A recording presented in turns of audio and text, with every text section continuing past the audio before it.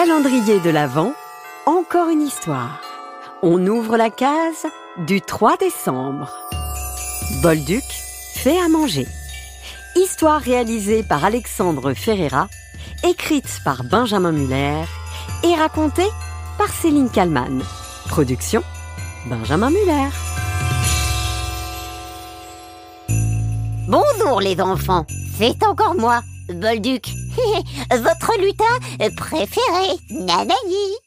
Aujourd'hui, je vais vous raconter le jour où j'ai eu une idée, géniale, ou pas d'ailleurs. Je voulais surprendre le Père Noël en lui préparant un bon petit repas.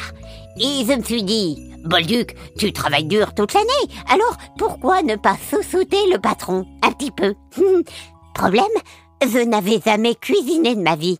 Mais ça ne m'a pas arrêté pour autant. Non. D'abord, je suis allée dans la cuisine du grand atelier. Et je me suis dit, bon, qu'est-ce que le Père Noël aime le plus? Les pizzas, évidemment. Alors j'ai pris de la farine, des œufs, enfin, un œuf ou deux, je ne sais plus, du beurre et plein de sucre. Mais je me suis dit que ça manquait de magie. Du coup, j'ai rajouté du sirop d'érable, des bonbons, des cornichons et même une petite saucisse. Bah oui, pourquoi pas, hein? Et j'ai mélangé tout ça avec mes mains, bien propres, hein, bien sûr, et au four. Quand les pizzas sont sorties, elles ressemblaient plus à des briques. Mais je me suis dit que ça ne faisait rien. Et je les ai servis au Père Noël avec un grand sourire. Merci, Bolduc. Qu'il m'a dit. Ça sent original. Il a croqué un bout de dent. Il a massé très longtemps avant de dire poliment. Oh, c'est, comment dire, très croquant. Je pense qu'il voulait dire que c'était dur comme du bois. Bref, il n'a pas fini sa pizza. Mais je ne me suis pas découragée.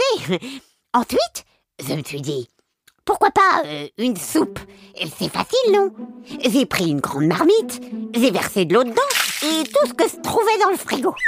Une carotte, un bonbon à la menthe, un morceau de fromage qui sentait bizarre, et même un vieux bretzel oublié dans l'armoire.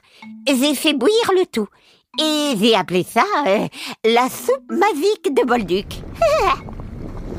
Quand le Père Noël a goûté, ses moustaches et sa barbe ont tremblé tout du long. Mais il m'a dit... C'est très inventif, Bolduc. Je ne suis pas sûre que c'était un compliment. Pour finir, je voulais bien sûr faire un dessert. Alors, je me suis lancée dans un gâteau. Je ne vais pas tout vous dire, mais il y avait du chocolat, des bananes et de la moutarde. Et c'était pour la couleur, vous comprenez? Quand je l'ai servi au Père Noël, il a regardé le gâteau comme si le gâteau allait le manger lui. Enfin, il a quand même goûté, parce qu'il est très gentil, le Père Noël. Et il m'a dit tout doucement, Bolduc, tu es un excellent lutin. Mais peut-être que la cuisine, ce n'est pas vraiment ta spécialité. Et je crois qu'il avait raison. Alors, je lui ai promis. La prochaine fois, Père Noël, je t'offrirai juste des chocolats tout prêts. C'est une valeur sûre. Voilà les enfants. C'était le jour où j'ai voulu jouer les grands chefs, mais où je me suis dit que parfois, il valait mieux rester à sa place. À demain pour une nouvelle histoire du calendrier de l'Avent. Vous aimez les aventures de Bolduc? Vous pouvez les retrouver en livre. L'incroyable Noël de Bolduc est disponible à la Fnac, sur Amazon et dans toutes vos librairies.